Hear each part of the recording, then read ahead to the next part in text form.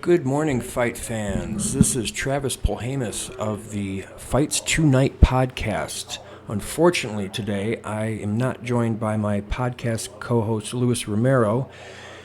He today will be at the IBJJF Jiu-Jitsu tournament in Denver and celebrating getting his blue belt last night, which is pretty impressive, and hopefully will be back with us for our next podcast. So we'll be running this one solo. So to start things off, we'll be talking about the UFC card, which is headlined by Alexander Rakic and Jan Blachowicz.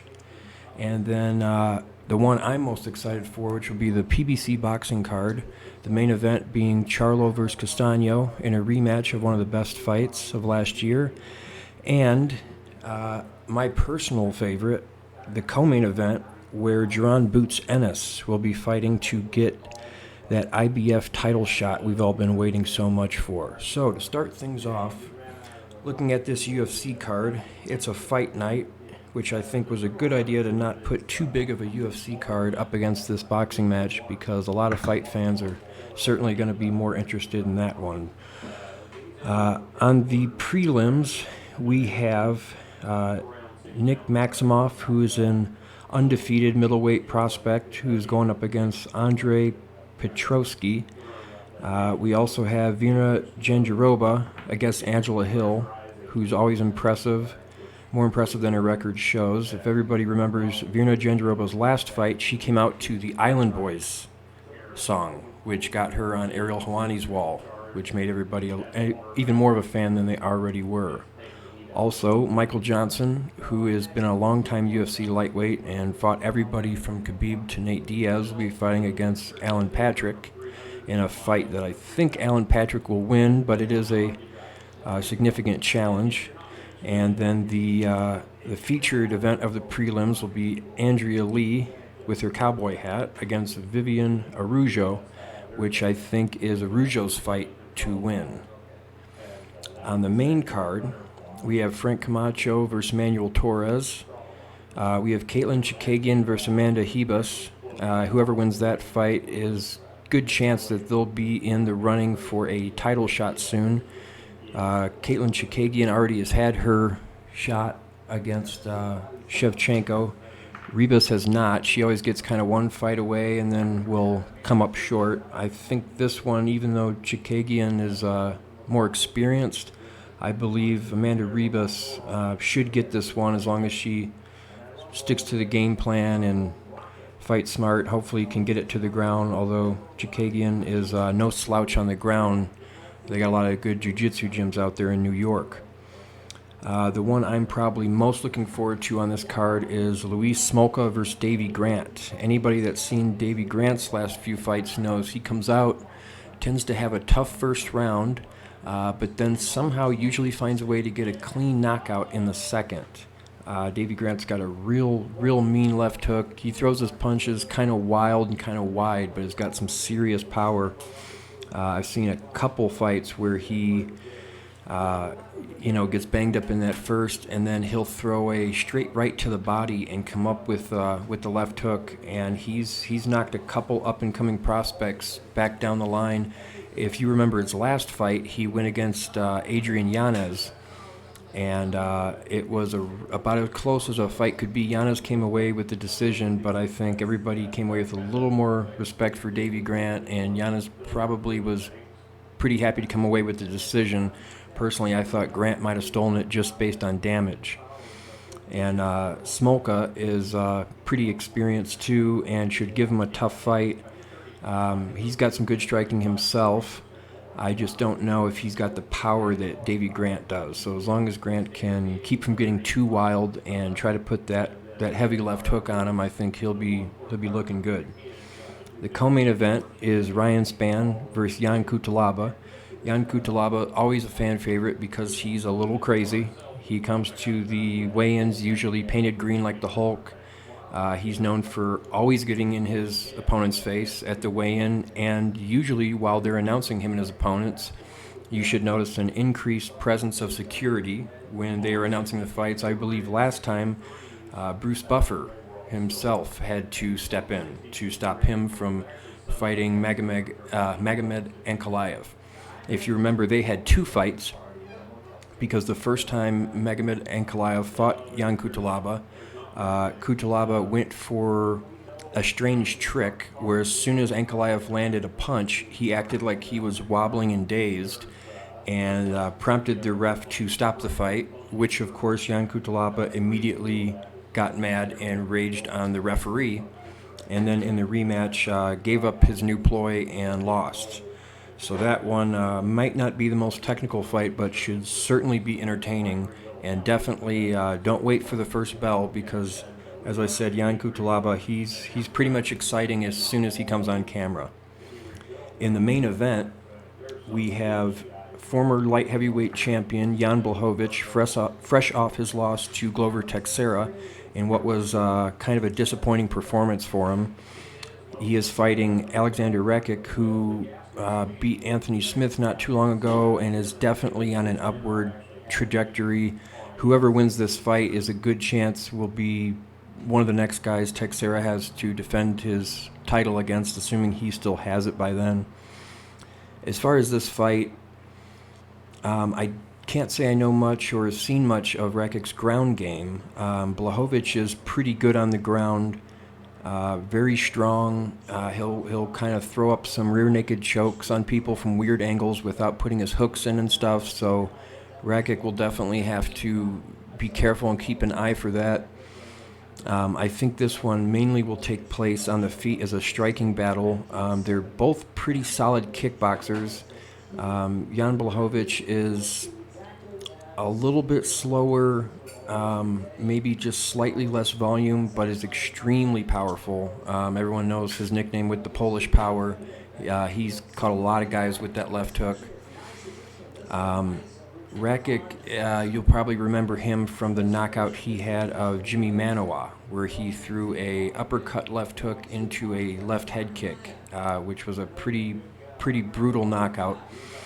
I think the thing about this one is, aside from Anthony Smith, who'd been having kind of a tough time as of late, I don't know if Rakic has faced the type of competition that Blachowicz has. You know, not only has Blachowicz obviously won the title and fought Reyes and Teixeira and some other guys like that, he also defeated Israel Adesanya and handed him his only mixed martial arts loss when Adesanya tried to come up to 205 to be a double champ.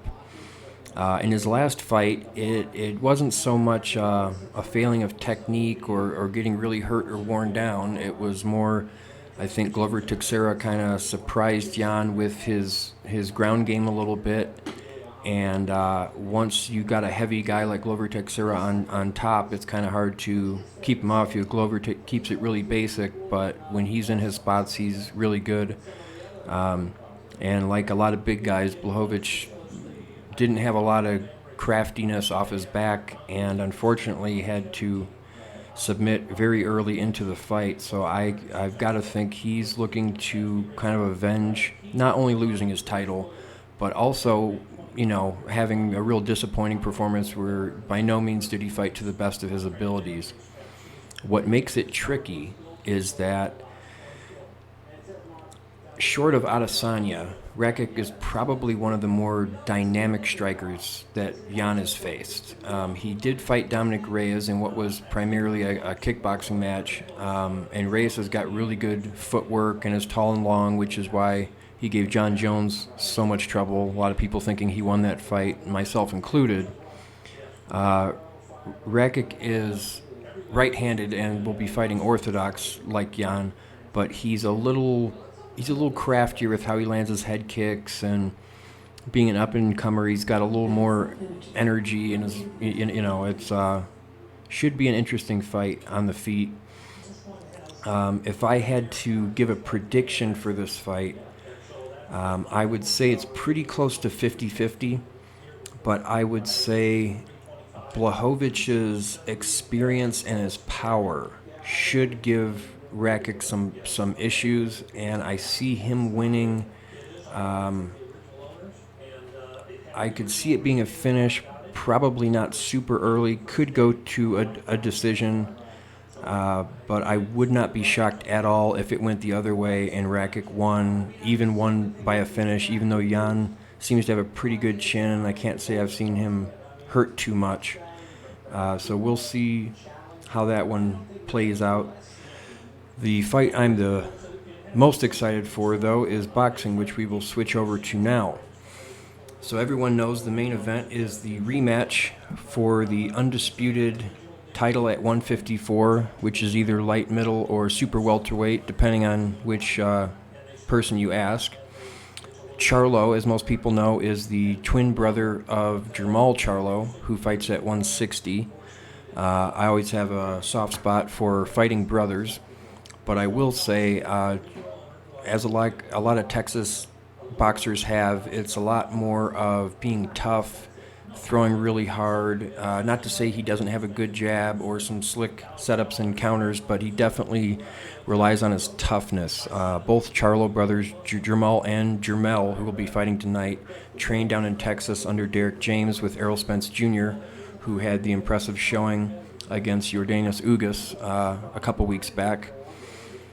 The thing with the Charlos is they both started out at 154, if I believe, and the bigger of the two, or at least the one that's fighting at middleweight now, Jermell, went up to 160 to not only not be in the same weight class as his brother, but to kind of make the way so that his brother could perhaps be undisputed there.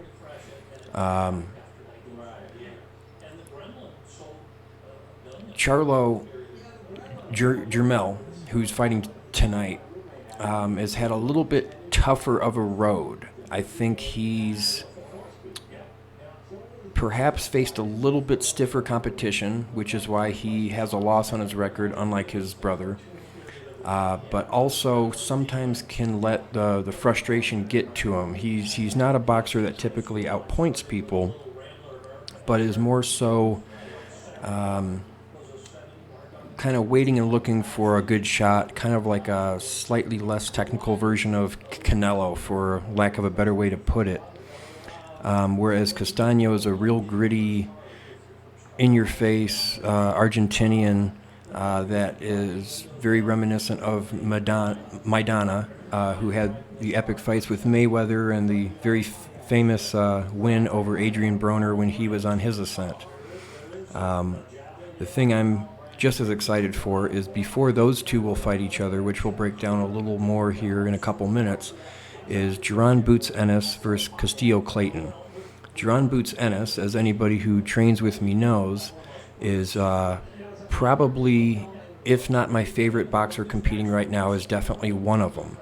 I remember probably a little bit before the quarantine, I remember coming across him in a defensive highlight video, which is impressive because he's known for his offensive knockouts and his really slick style being from Philadelphia, but his defense is equally as good. That's why a lot of people compare him to not only Floyd Mayweather, but also Roy Jones Jr. Boots was having some type of contract dispute with a promoter, I believe it was, when he was about at the 19-20-0 point, and had to sit out for a little bit, which was a huge disappointment, and I was probably one of the most happy fans when he was able to get past that and get back in the boxing ring. Also, by him signing with the PBC recently, he has a lot more opportunity to fight not just the boxers that hold most of the titles from 147 to 154, one of which being Charlo, but also a lot of other big names. The Van Heerdens and the Lipinets and the guys like this that are important for not only building your name, but getting you that valuable experience before you get to the title level. As most people will know, the step-ups in competition for Jaron Ennis have gone quite well, and he's continued his streak of really impressive knockouts. One thing these two have in common is a common opponent in Sergey Lipinets, who was a titleist at 140 and has been competing recently up at 147, where he is a little bit undersized. Jaron Ennis fought him last, meaning after Clayton did, and got a knockout in the later half of the fight, but definitely was tested, had to eat some shots, and Sergey's a tough guy that if you are going to put away, it's not going to be given to you. You're definitely going to have to put some hard shots on him and stuff. When Custio Clayton fought him, he had a little bit harder of a time and was eating a little bit more volume of punches than Jaron Ennis did. Clayton is also right-handed, but isn't quite as dynamic on offense or defense compared to Jaron Ennis, which isn't a slight on him. It's just to say he goes about things a little bit more normal. When he was fighting Lipinets, his defense looked good, similar to Bivol, who proved my prediction wrong last week by upsetting the great Saul Canelo Alvarez. Custio Clayton fights behind a high guard for the most point, but really has good eyes and really blocks a lot of the shots coming around, though Lipinets was definitely landing on him, which is part of the reason the fight ended up being a draw. The other thing about Custio Clayton is he is, I believe, a 6-time Canadian national champion and is undefeated, the only blemish on his record being the draw to Lipinets, which was, I believe, 2 fights ago for him.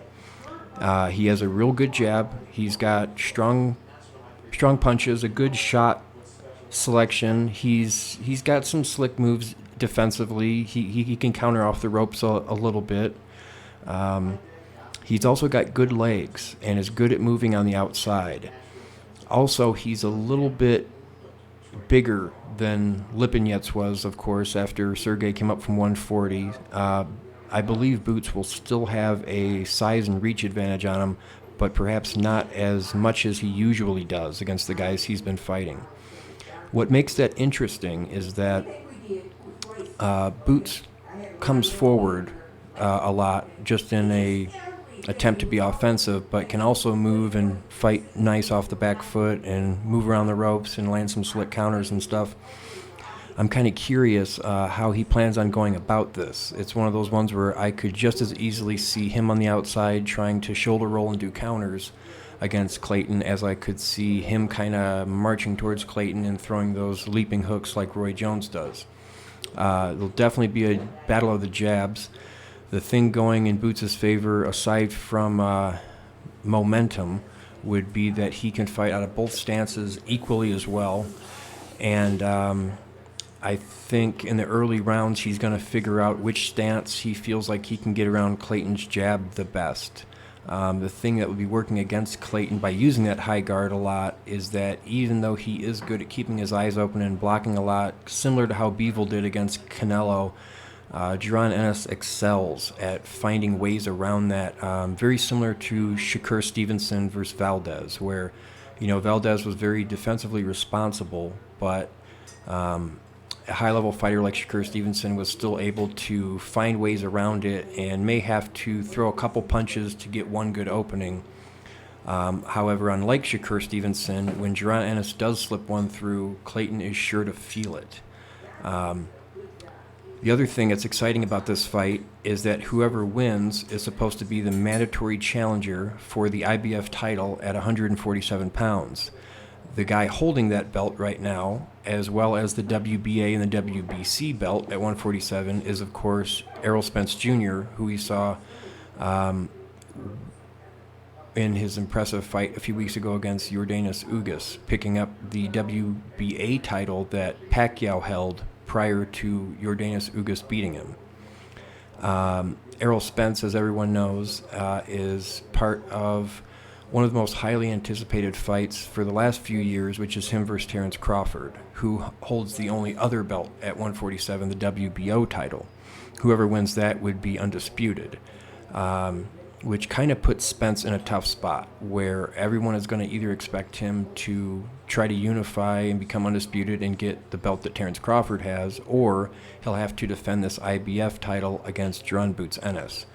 The unfortunate thing about that is that with Spence just having fought, any big fight like him versus Crawford is going to take a while to set up, which means Boots would have to wait for the winner because whoever won that fight, whether it was Spence or Crawford, would hold all the belts, including the IBF title that the winner of this fight would be the mandatory challenger for. I've also heard Keith Thurman's name being thrown around, as I think Boots would maybe not only like, but it would be in his best interest to have a high-profile fight against a former champion, not just a former champion, which he had in Lipinets, but a former titleist at 147, just so we can see him compete against a champion who's actually won a belt at that weight somewhat recently. That's a fight I think would be good for Boots. Not that I think he can't compete with Spence, but it would definitely be a significant jump in competition with some of the guys he's been fighting, which isn't any knock on him. It's just, it's hard for him to get these big fights, and he doesn't have that big of a name, wasn't that highly ranked, so it's a bit of a lose-lose for somebody who's a little bit more established to fight him, where you're either going to beat a guy that's relatively unproven, or you're going to lose to an up-and-comer for not that much money and not a belt, when Boots is clearly just as dangerous as the guys at the top of the division. So that puts a little extra stake on this fight for Clayton as well, that whoever wins this, is the mandatory challenger for that IBF title.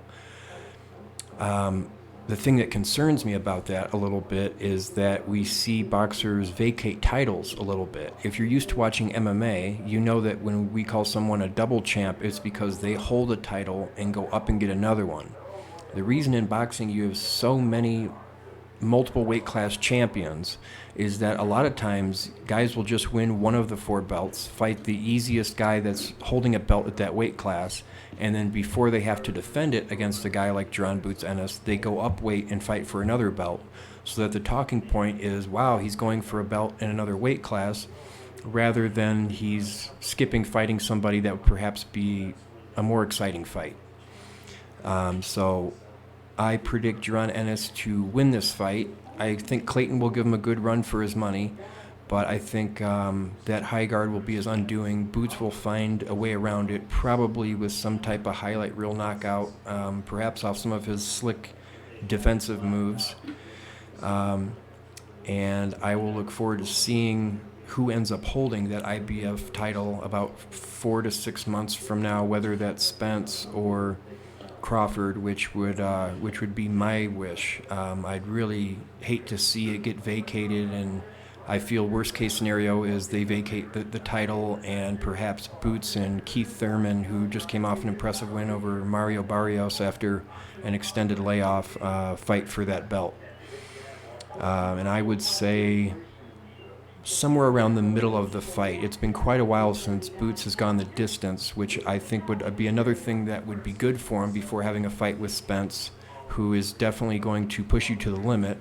But people just don't seem to be able to hang in there with Boots that long and take those shots without really feeling it. So I would expect a finish from Boots probably sometime around the 6th round, perhaps a little earlier, perhaps a little later. If I had to guess, I would say round 6, about right in the middle. But like I say, it could be a little earlier, a little later, just because of Clayton's size and experience. Hopefully it'll be off some type of slick defensive move. With Clayton being right-handed, I could see Boots hurting him with a straight left or a rear uppercut from a southpaw stance, but also in orthodox versus orthodox matchups where both competitors are right-handed, Boots has got a really good long pull counter, straight right hand, good left hook, and a good rear uppercut, which he had a very nice knockout not long ago with against Thomas Delorme. That brings us to the main event, which is the rematch of what some people consider the fight of the year for last year, Jermell Charlo versus Brian Castano. This fight, whoever wins, will be the undisputed champion at 154 and will have all the titles. Castano has 1, and Jermell has the other 3. Jermell obviously is a PBC fighter And some people think that that's why the fight went to a split draw last time. A lot of people felt that Castano won. Not that Jermell looked unimpressive. He hurt Castano early with a left hook and stayed in the fight the entire time and was always swinging. It was just that Castano gave him very little room to breathe. And much like his countryman Maidana was 10 years ago, he's got a really gritty, in-your-face style. Is perhaps a little less powerful than Maidana was, but is way more technical. He comes in and fights in a way, again, kind of similar to the way Canelo Alvarez goes about things, except for it's a little less power and a little bit more volume. Not only was it a left hook that Charlo hurt Castano with, but it's a left hook that Castano hurt Charlo with, which is something that we haven't seen a lot. Charlo's lone loss being to Tony Harrison from the Kronk Gym in Detroit, it was mainly him being outpointed and out-jabbed and kind of losing on the scorecards, being frustrated and not being able to find a way in on Tony Harrison, who is, I feel, the superior boxer. In their rematch, where Charlo went to get his belts back, he was also being outboxed. The funny thing about that fight was that Harrison was still out-jabbing him, but was landing a lot of clean, straight right hands, a lot of good hooks too, and was clearly way ahead on the scorecards. But Charlo, as has been the case in the past, what he lacks technique-wise and in boxing prowess, he makes up for with toughness and power. And one of those times Harrison was perhaps throwing longer extended combinations and trying to get in and hurt Charlo a little bit more. Would have been better served by trying to stay on the outside and outbox him. He got caught with a left hook and got dropped and wobbled early in the fight, regained himself, and then towards the end, I believe it was around the 10th round, he got hurt, got up before the 10 count, and then just needed to hang on for the end. And Charlo, of course, as he does, went wild and swung until the referee was forced to stop it. So it's been proven more than once that Charlo can be outpointed by a superior boxer. That's part of what makes this fight so interesting, is that as opposed to Charlo being outboxed, Castano's looking to get right up in his face and land the heavy punches he did last time. I think he got kind of careless and caught off guard with that left hook by Charlo and got wobbled a little bit, but then was able to regain himself and, as I said, hurt Charlo in return. The last fight, most of it took place with Charlo with his back up against the ropes, with Castano in close, throwing his extended combinations, and Charlo was basically just looking for a heavy counter shot. Every now and then he would come out of his shell, stick a couple hard jabs out there and throw some extended combinations, which Castano was pretty good defensively about blocking a lot of. Charlo definitely took some rounds, not only the one that he hurt Castano in, but others as well. But I would be lying if I said that him being a favorite at the PBC and having 3 of the 4 belts didn't perhaps help him get that decision. I remember watching the fight live and in follow-up times of me watching it, partially in preparation for this fight, I just felt like Castano was so busy in some of those rounds and blocked so much of the heavy punches from Charlo that just on output alone, I thought he at least took 7 to 8 of those rounds.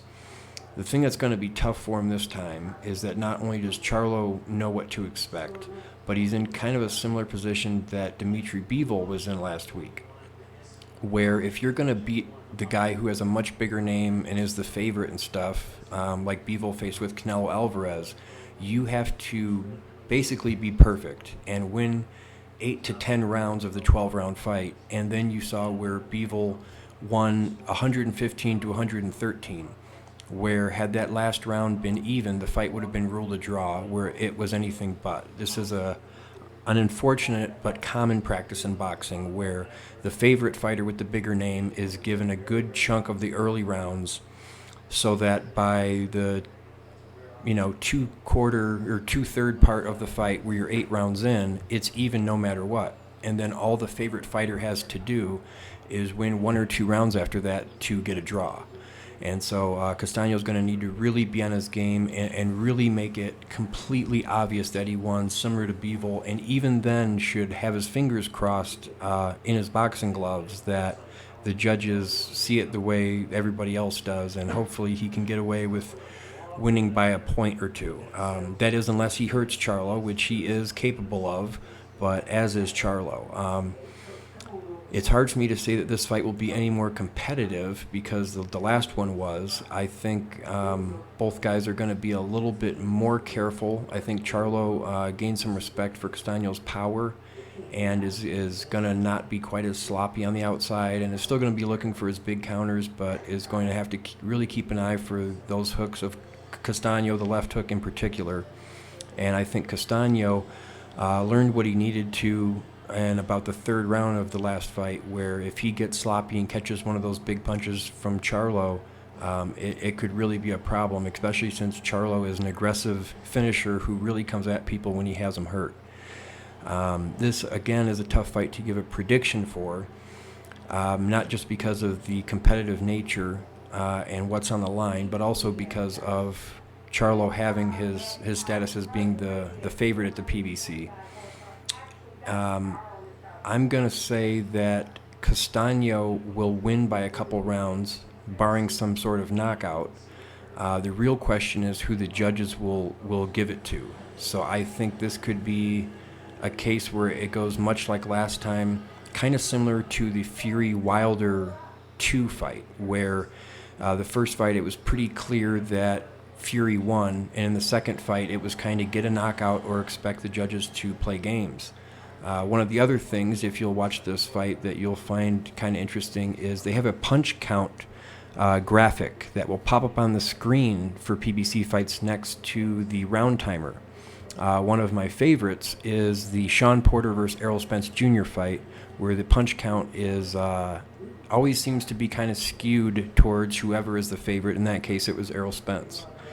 So this fight, I would say to really keep an eye on. It'll be an exciting back and forth fight, and definitely a good chance of it being a knockout. My prediction would be Castano coming away with it on points, but I feel like if he doesn't really hurt Charlo and put him away, there's a good chance the judges still play with him. Also, Charlo knowing what to expect, there's a good chance he comes away with a knockout and is a little bit more patient and definitely is capable of hurting Castano. Not only because he has good power, but because Castano throws so many punches that there's almost always an opening. Last time it was him waiting for one of Castano's patented left hooks and throwing his own. Charlo, I definitely would say, is the more powerful of the two. Either way, I think will definitely, if it goes past 6 rounds, will be in the running for Fight of the Year this year. And even though I'm leaning towards Castano because of his performance in the last fight, I would say it's another one of those 55-45 fights where Charlo is just as capable of winning this fight, especially if he goes about it a little different. And the cool thing is whoever wins will be the undisputed champion, much as Canelo was at 168 a few months ago when he beat Caleb Plant. And it's really nice to see us have some undisputed champions. I feel like a lot of the MMA fans watching this will be able to get more behind that, where it's less confusing having 4, sometimes 5 different champions at one weight class. So whoever wins will not only be the undisputed champion at this weight, but would be lined up for a huge fight at 160, perhaps with a Triple G, or defending their undisputed crown against a Terrence Crawford or an Errol Spence coming up, perhaps even Jaron Boots Ennis, depending how things go down. If anyone's been watching Terrence Crawford's Instagram or his Twitter, his plan, not just because they're the Charlos are training partners with Errol Spence, but if he can get this fight with Errol Spence and become undisputed at 147, his plan is to immediately go up to 154 and try to get the undisputed title against Charlo, which would make Terrence Crawford, I believe, the first boxer to become undisputed in 3 back-to-back weight classes. That about leaves us completed here for this week's Fights Tonight podcast. Tune in next week for our predictions, as Lewis will be rejoining us, and we'll try to do a little better with putting together a parlay for you guys. This week I would either put a decent amount of money on Jaron boots Ennis, or perhaps the Castano Charlo fight to go past the halfway point. Otherwise, some of the odds lines being what they are and a lot of these fights being very even makes it hard to predict them. And as you know by my picks from last week, with me being incorrect on Esparza actually beating Rose and winning, and Bivol upsetting Canelo Alvarez, when a fight's even, you have a good chance of losing your bet, and even favorites like Canelo, who is 5-1, can be upset. So hopefully we'll have a little more money-making opportunities for bets and parlays next week. And as I said, we'll be rejoined by Big Dog Louis Romero. So this is Travis Polhamus signing off for the Fights Tonight podcast. Hope everybody enjoys the fights, and we'll see you next week.